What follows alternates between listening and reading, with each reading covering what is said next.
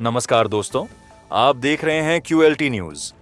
हम लाए हैं आपके लिए देश दुनिया की सबसे बड़ी और सच्ची ताजा खबरें, बिना किसी मिलावट के। और आप हमें कमेंट करके जरूर बताएं आप ये वीडियो कहां से देख रहे हैं। कोहरा, शीतलहर और बर्फबारी का डबल अटैक। IMD ने जारी की चेतावनी। उत्तर भारत में कड़ाके की ठंड और घना कोहरा से लोग परेशान हैं। दिल्ली NCR समेत कई मैदानी इलाकों में तापमान तेजी से गिरा है और घने कोहरे ने जनजीवन को प्रभावित किया है। राजधानी दिल्ली में न्यूनतम तापमान 7 डिग्री सेल्सियस के आसपास दर्ज किया गया, जबकि खुले इलाकों में सुबह के समय विजिबिलिटी घटकर 200 से 300 मीटर तक सीमित हो रही है। इससे सड़क, रेल और हवाई यातायात पर असर देखा जा रहा है। चांदी 32,000 रुपए तो सोना 4 दिन में 5,700 रुपये महंगा। Gold silver new rates. चांदी की कीमतों ने बीते कुछ दिनों से MCX से लेकर घरेलू मार्केट तक में गदर मचाए रखा है और हफ्ते के महज 4 कारोबारी दिन में ये 32,000 रुपये से ज्यादा महंगी हो गई है। तो दूसरी ओर गोल्ड भी रुकने का नाम नहीं ले रहा है। PN से आधार लिंक नहीं तो नुकसान के लिए हो जाएं तैयार।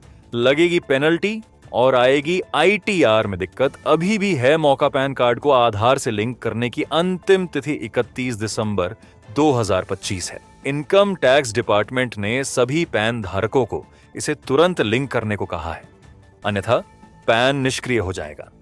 निष्क्रिय पैन से आयकर रिटर्न, रिफंड और वित्तीय लेन देन में दिक्कतें में आएंगी। बिहार में हुआ बड़ा ट्रेन हादसा। मालगाड़ी के 3 डिब्बे नदी में गिरे। कई पुल से लटके बिहार में जमुई के पास जसीडीह झांझा रेलखंड पर शनिवार रात एक मालगाड़ी के कई डिब्बे पटरी से उतर गए। हादसे में 3 डिब्बे सीधे बड़ुआ नदी में गिरे, जबकि 2 डिब्बे पुल पर लटक गए। कई डिब्बे पटरी से उतरकर एक दूसरे के ऊपर चढ़ गए। जसीडीह झांझा रेलखंड पर अप एंड और डाउन लाइनों पर रेल परिचालन पूरी तरह ठप हो गया। यूपी में सर्दी और कोहरे का कहर। 1 से 8 तक के स्कूल 30 दिसंबर से 14 जनवरी तक रहेंगे बंद। उत्तर प्रदेश में इन दिनों कड़ाके की ठंड पड़ रही है। शीतलहर को देखते हुए बेसिक शिक्षा विभाग ने 15 दिनों के शीतकालीन अवकाश की तैयारी शुरू कर दी है। सभी परिषदीय स्कूल 31 दिसंबर 2025 से 14 जनवरी 2026 तक बंद रहेंगे। शिक्षकों को 30 दिसंबर तक अपने सभी विभागीय कार्यों को पूरा करने के लिए कहा गया है। अरावली पर बढ़ते विवाद के बाद सुप्रीम कोर्ट ने लिया स्वत संज्ञान। आज होगी मामले की सुनवाई। सुप्रीम कोर्ट ने अरावली पहाड़ियों की परिभाषा में हालिया बदलाव से उत्पन्न चिंताओं पर स्वत संज्ञान लिया है। आशंका है कि इससे अनियंत्रित खनन और गंभीर पर्यावरणीय क्षति हो सकती है। मुख्य न्यायाधीश justice Suryakant, justice JK Maheshwari और जस्टिस AG मसीह की वेकेशन बेंच 29 दिसंबर को इस महत्वपूर्ण मामले की सुनवाई करेगी। यह कदम अरावली के संरक्षण के लिए अहम है। भारत में 700 करोड़ रुपए कमाने वाली पहली बॉलीवुड फिल्म बनी धुरंधर। एक्टर रणवीर सिंह की धुरंधर ने घरेलू बॉक्स ऑफिस पर 700 करोड़ रुपए की कमाई के आंकड़े को पार कर इतिहास रच दिया है। रिलीज के चौथे शनिवार को 20.90 करोड़ रुपए कमाने के साथ ही धुरंधर भारत में इस ऐतिहासिक आंकड़े को पार करने वाली पहली बॉलीवुड फिल्म बन गई है। फिल्म का ओवरऑल कलेक्शन 1000 करोड़ रुपए पार कर चुका है। दिग्विजय सिंह ने RSS की तारीफ वाले बयान को दोहराया। बताई कांग्रेस की कमी। कांग्रेस नेता दिग्विजय सिंह ने RSS की तारीफ वाले अपने बयान को दोहराते हुए उसकी संगठनात्मक क्षमता की तारीफ की है। हालांकि उन्होंने स्पष्ट किया कि वह उसकी विचारधारा के विरोधी हैं। साथ ही उन्होंने माना कि कांग्रेस जन आंदोलन खड़ा करने में सक्षम है, पर उसे वोटों में बदलने व संगठन को जमीनी मजबूती देने में पीछे रह जाती है। यूपी में शीतलहर को लेकर योगी सरकार अलर्ट। राहत अभियान तेज। उत्तर प्रदेश में शीतलहर को देखते हुए योगी सरकार अलर्ट मोड में है। प्रदेश भर में 1247 रैन बसेरे सक्रिय किए गए हैं, जहां हजारों जरूरतमंदों को आश्रय मिला है। सभी जनपदों में अलाव और कंबल वितरण किए जा रहे हैं। कोहरे को लेकर SMS अलर्ट से लगातार लोगों को सतर्क किया जा रहा है।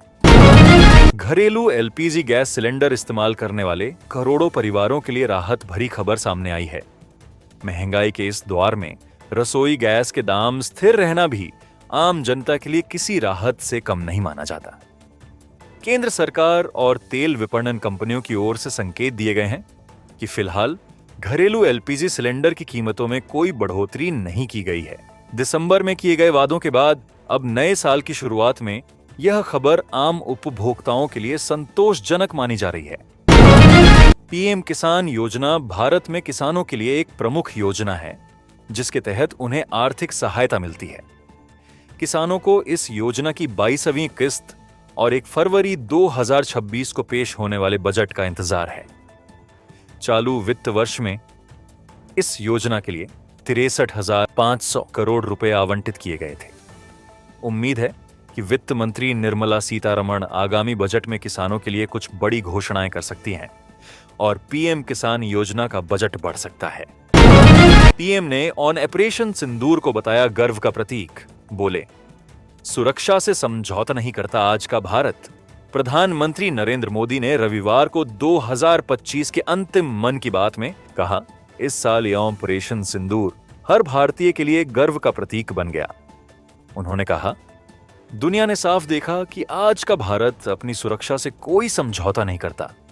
बकौल पीएम, इस ऑपरेशन के दौरान देश के कोने कोने से माम भारतीय के प्रति प्रेम दिखा। गौतम अडानी ने पुणे में एआई सेंटर का किया उद्घाटन। महाराष्ट्र के विकास को मिलेगी नई दिशा। पुणे में अडानी ग्रुप के चेयरमैन गौतम अडानी ने Sharad Chandra Pawar centre of excellence in AI का उद्घाटन किया है। विद्या प्रतिष्ठान के तहत स्थापित यह केंद्र एआई आधारित शिक्षा, कृषि, स्वास्थ्य और नवाचार पर केंद्रित होगा। शरद पवार, सुप्रिया सुले और अजित पवार समेत कई नेता कार्यक्रम में शामिल हुए। इससे आर्थिक विकास को नई गति मिलने की उम्मीद है।